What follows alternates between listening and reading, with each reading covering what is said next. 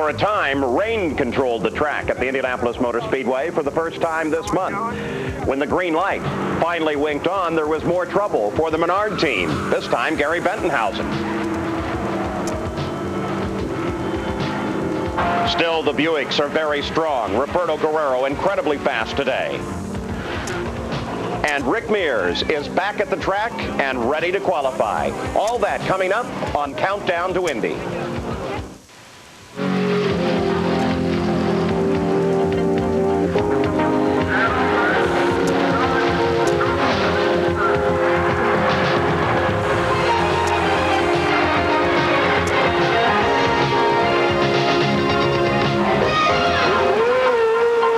Hello and welcome back to the Indianapolis Motor Speedway. I'm Paul Page in our little garage here.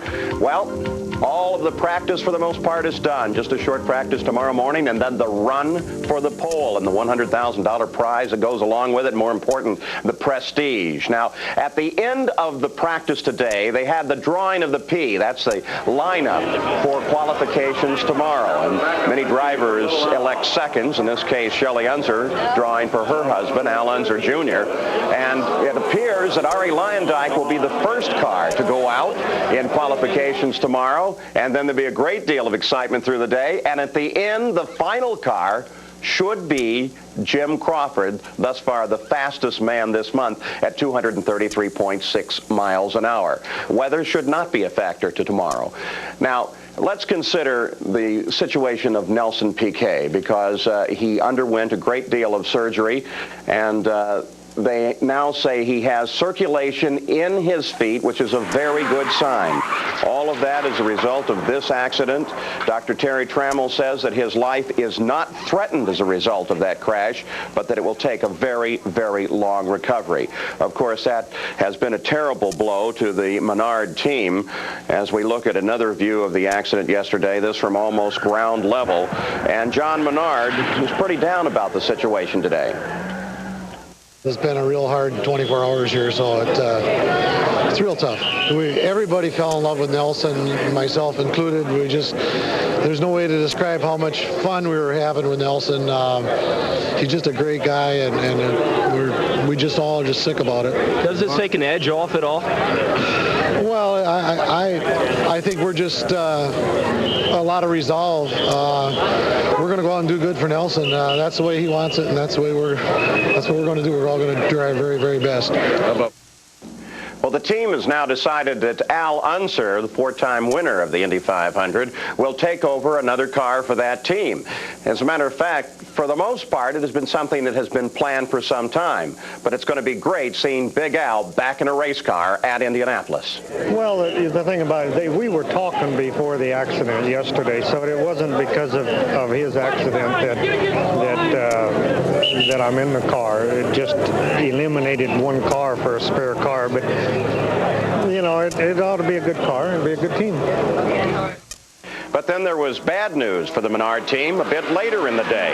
Gary Bettenhausen was out in the car that was intended for Al Unser. Now look, you suddenly see a puff of smoke developing at the right rear of the car. In fact, he carried that moisture spray at the back of the car for almost a full lap. It got thicker and thicker and thicker. And then as Gary headed into the first turn, suddenly whatever it was got on the rear wheels, and the car was into the wall. Gary Bettenhausen was not injured in the accident, and despite the blow to the wall, the car was really in fairly good shape, not that heavily damaged. But Gary Bettenhausen was not at all pleased with the fact that the yellow light wasn't turned on, and went over to speak to the race officials about it. He really wanted to see the yellow light come on as soon as the spray came out so that he could have slowed him down and not get involved in the accident. The car, well, you can see they brought it back in on a flat toe, so the car is actually going to be repaired pretty quickly. And we asked John Menard what his plans are now. Well, we're going to, at this point, try to put Gary's car in the show tomorrow, and we probably won't try to qualify Al now until the next weekend. The car that Gary just spun in was Al's car, and it's fixable, and we're even now fixing on it, but I don't think we'll get it done in time to qualify this weekend.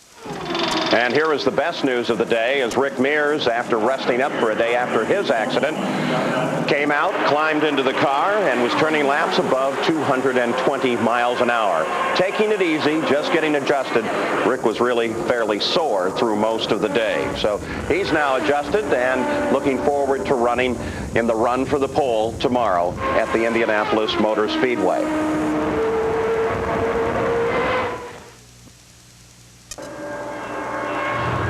Car spun around backwards, and all I saw was tire smoke, and so I couldn't see the wall. First thought was, this is going to hurt.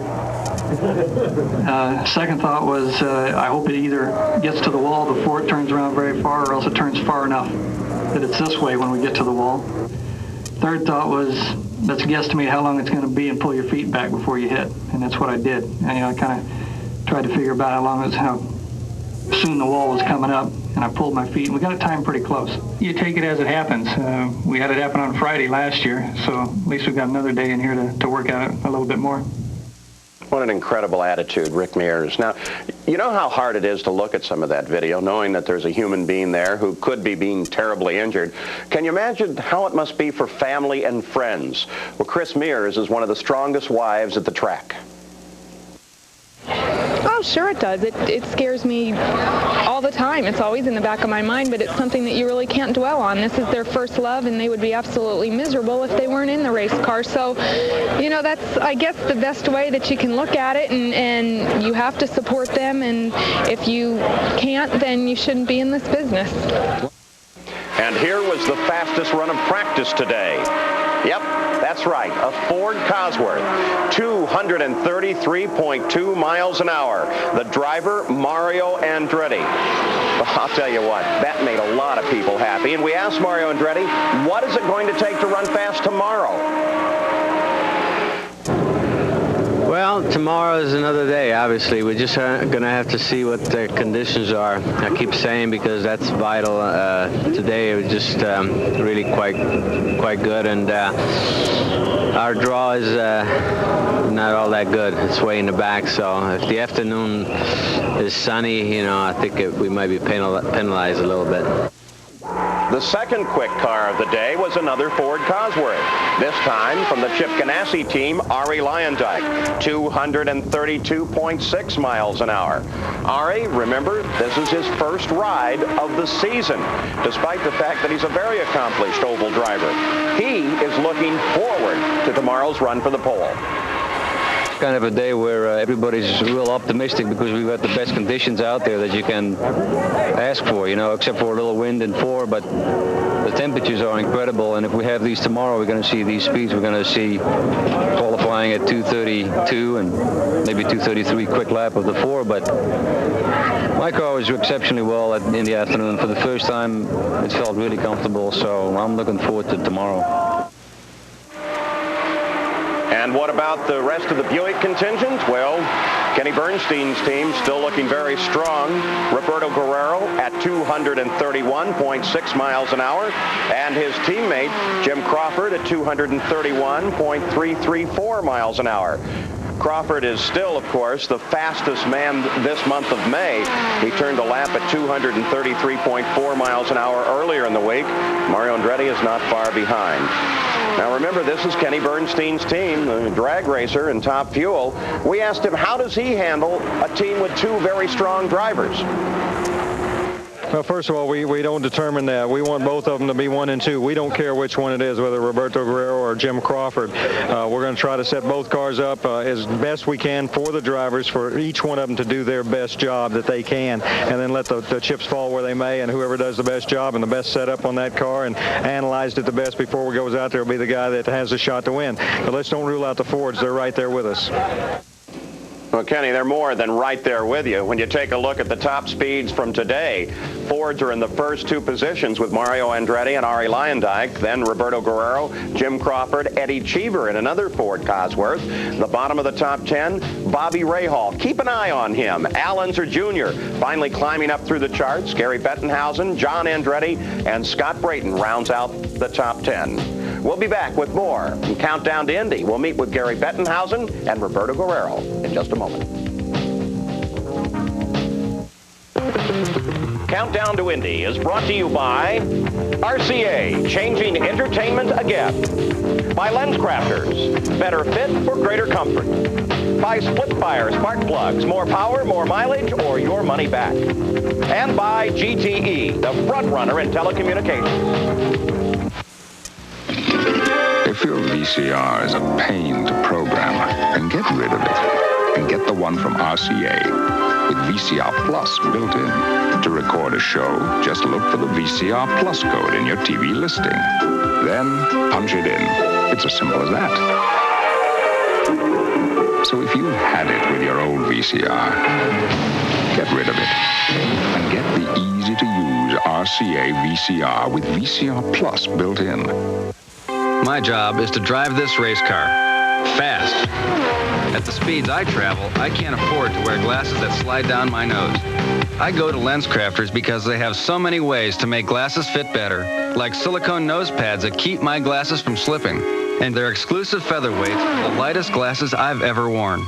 As a race car driver, my life depends on the choices I make. That's why for a perfect fit, I choose LensCrafters.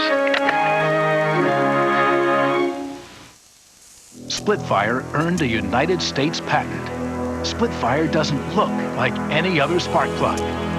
And the patented Split-Fire doesn't work like any other spark plug. 5 extra horsepower by merely installing these plugs. Quicker in the quarter mile. A 4.8% gain in mileage. There's nothing like a Split-Fire. You'll get more power and more mileage, or your money back. Get the guaranteed Split-Fire advantage at leading automotive stores from coast to coast. If you're fed up with scraping or repainting your home every few years, Sears has a great money-saving offer. Improve the appearance and help increase the value of your home with high-quality textured coating. Sears professionals can apply durable coating in just days, and it's virtually maintenance-free, so you may never have to paint your home again. Call this toll-free number now for a free, no-obligation estimate, and we'll deduct $1,000 off Sears' already low price. That's right. Beautify your home and save $1,000 off textured coating from Sears. Your money's worth, and a whole lot more.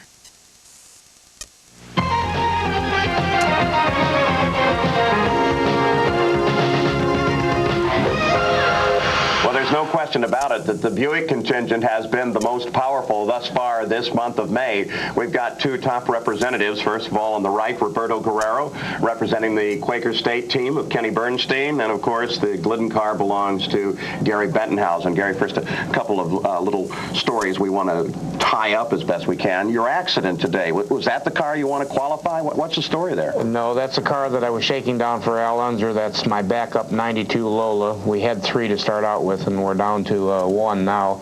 But seems that we had a front oil seal or something blow out. We don't know. There was so much oil all over the engine we can't find out where it came from. But I got a puff of smoke that came up into the cockpit, and I rolled out of the throttle, but it was too late. I was already in the corner, and the car just spun on me. You were pretty upset out on the line. Why? Because of no yellow? Well, I was upset with the officials because they had not thrown the yellow, because several people told me that I had smoked for a full lap, and I didn't know it because I wasn't even looking in the mirrors. And whenever a race car smokes like that, they should throw the yellow. And you're not looking in the mirrors because the speed of closure on some of these other cars is so Yes, fast. There was a car in front of me, and I was watching him. I didn't know who it was, and I was concentrating on what he was doing and not what the back end of my race car was doing. Okay, the other question is Nelson Piquet, your teammate, who was injured. What's the latest you hear? The latest I heard is that the surgery went well, and Dr. Trammell is happy with it, and I guess that Nelson will have a complete recovery, but it's going to be a long, long time. Moving on, Roberto Guerrero, you and Jim Crawford. Jim, with that amazing lap this month. You were a little down, though, when I talked to you the other morning, saying, geez, I can't get up to the speed, and then, boy, you ripped one off. How's your week gone? Well, it's gone relatively very well. You know, it's a little scary with these cars that all of a sudden you think you have the setup, and then the next day you go out and it's gone. So in fact, it was kind of funny because a couple of days ago I had a little bit of a long face, and Jim was all smiles. And then yesterday it kind of changed the run. I was all smiling again, and Jim was a little bit with a long face. So it really is, getting the setup right for the right time. Really. Is there a lot of rivalry within the team like that between you and Jim? No, not at all. In fact, it's it's worked out so well. I mean, we really have helped each other so much in every area. I mean, a lot of times in teams, when you have two drivers, you tend up to be a little bit like two teams, and we're very much, I mean, we just came from a meeting, and we, you know, we put everything on the table, and we really help each other. So it's working really well. I got to stop you there. If Jim Crawford is 2 miles an hour faster, you're not suddenly competitive? No, I mean, obviously I wanted to be, but you see, I knew the reasons why I wasn't 2 miles an hour faster. So as I said, it was one day that I had a long pace. The other days I've been very happy with the car, and the fact that, I mean, I have to keep telling myself, I says, it's only Saturday that counts, you know, which obviously everyone makes a big hoopla around it, and if you're not faster every day, then it's a big deal. But as long as I know myself what I have, and it's tomorrow is really the one that counts. Tomorrow is the one that pays the money. Gary Bettenhausen, you last year were the fastest car in the field, but because you didn't qualify on the first day, you started back in the field. Does that make you think about the rules here every now and then? Maybe they ought to change? No, it was fair. I mean, we took a gamble. We went to the tail end of the line early in the day because it was hot, and we were hoping to go out when it was cool. And if the rules weren't the way they are, everybody would wait until the last day to qualify, and the last day would be pole day. I mean, the rules are fair. You live with the rules, and they're fair for everybody. There's something about that tradition. Al Unser will end up in a car, but just probably not tomorrow. I don't think we'll have it done tomorrow, but the guys are working hard. Fortunately, the tub didn't get hurt, and we're fortunate in every way because it didn't break the gearbox or hurt the motor. So between the two cars, what's left on Nelson's car and this one, we can put another one together. Very quickly, both of you, how fast do you want to go tomorrow, Roberto? I think it's going to be dependent on the weather. That's the speed. Well, how fast do I want to go? I want to go 235. I don't know if we'll be fast enough for that. You know, Gary? I want to go 236. Yeah, he should have said it first. The first liar does it. Exactly. We'll be back and take a look at some of the other expectations of speed in just a moment.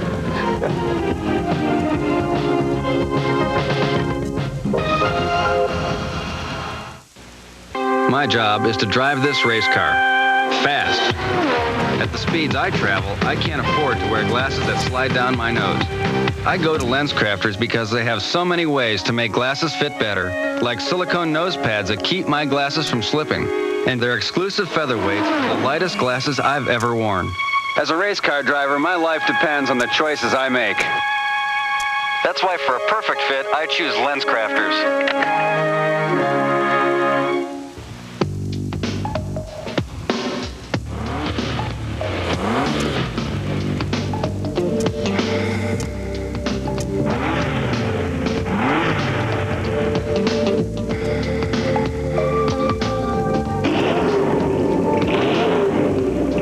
When it comes to getting around town,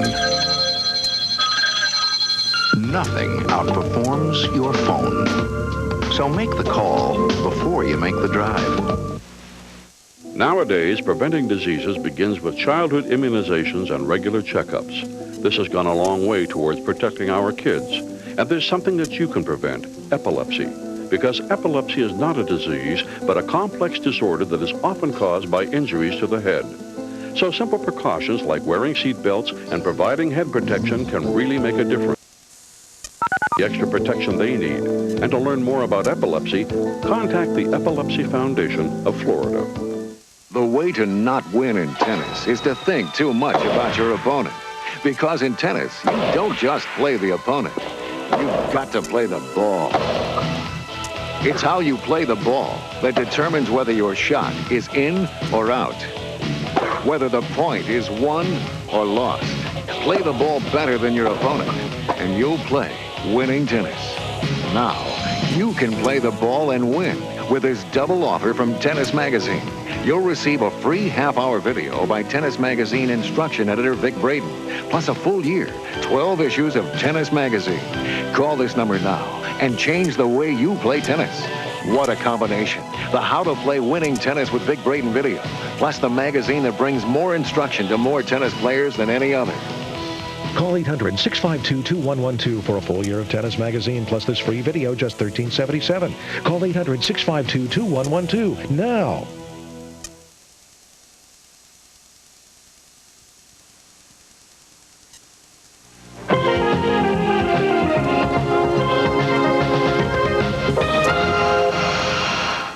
I think it's almost a universal position that everybody expects the record and qualifications to fall again tomorrow, as it has year after year. As a matter of fact, all the way back to the first race in 1911, there have been speed barriers, and then they've been broken. That's tonight's greatest moment. Greatest Moments is brought to you by GTE, the front runner in telecommunications.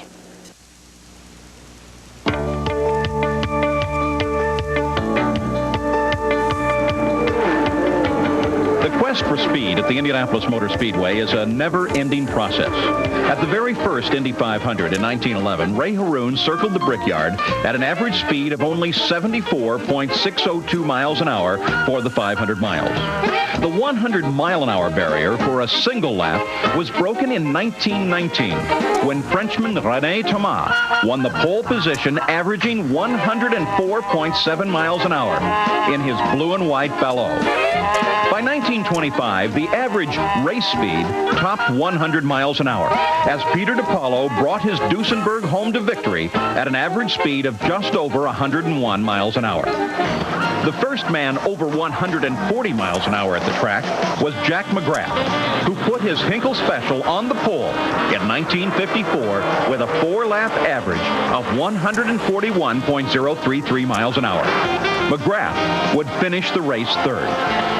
The magic 150-mile-an-hour qualification barrier was next, but it would take some 8 years to get there, when Parnelli Jones would accomplish the feat in 1963. You know, that was the magic goal that everybody was going for, and of course, all during the month of May, we never run 150. That's all. We always run 149 pretty consistently, and then the morning of qualification, you know, I don't know what it is, but we ran like 151 miles an hour in practice that morning. 1977 was the year that the magic 200-mile-an-hour barrier would fall. Gordon Johncock was clocked at over 200 during tire tests. A.J. Foyt, Johnny Rutherford, and Mario Andretti all hit the mark during practice. But when qualifications began, it was Tom Sneva with a first lap of 200.535 miles an hour who officially became the first driver above the double-century mark. It was a very proud feeling, more than anything. You know, we were proud of that accomplishment. You know that there's always going to be new track records and people are going to go faster and faster, but to be the first person to run the 200-mile, that magic mark, you know, that's something they can't take away from you. In 1990, Emerson Fittipaldi powered his Marlboro car to a new 4-lap qualifying record of more than 225 miles an hour. In the race itself, Ari Leyendyk set a new race record at almost 186 miles an hour, over 110 miles an hour faster than Ray Haroon's effort in the very first Indy 500. When DeRay and Lockhart got up to 120 miles an hour, they said, this has gone too fast. Well, here it is over 60 years later, and they're still going too fast. That's what they tell me, anyhow. Where will the quest for speed end? Well, no one knows for sure. But one thing is certain. As long as the cars keep going faster, Indianapolis is bound to keep adding to its growing list of Indy's greatest moments.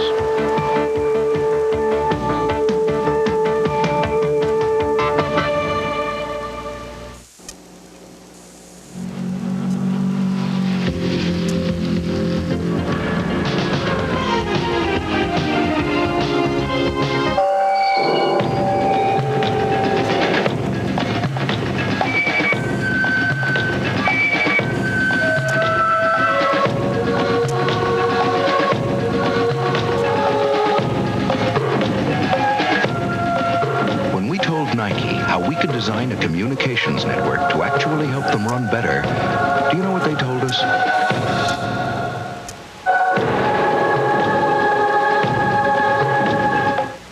The RCA projection screen is so big, you'll feel like part of the show when you watch the RCA home theater.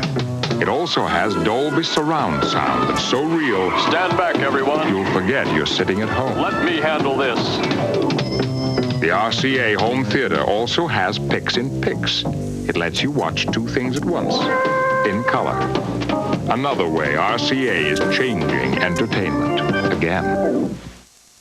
Splitfire earned a United States patent. Splitfire doesn't look like any other spark plug. And the patented Splitfire doesn't work like any other spark plug. 5 extra horsepower by merely installing these plugs. Quicker in the quarter mile. A 4.8% gain in mileage. There's nothing like a Splitfire. You'll get more power and more mileage, or your money back. Get the guaranteed Splitfire advantage at leading automotive stores from coast to coast. Never tell your friends anything. Never pick your lawyer from a phone book. When you really have something to say, write a book. Never read the tabloids. Don't even look at them in the grocery store. For richer, for poorer, usually means for poorer. Never talk to your publisher on a portable cellular mobile phone you paid too much for. At Sound Advice, the selection and service are famous, and the lowest price is guaranteed.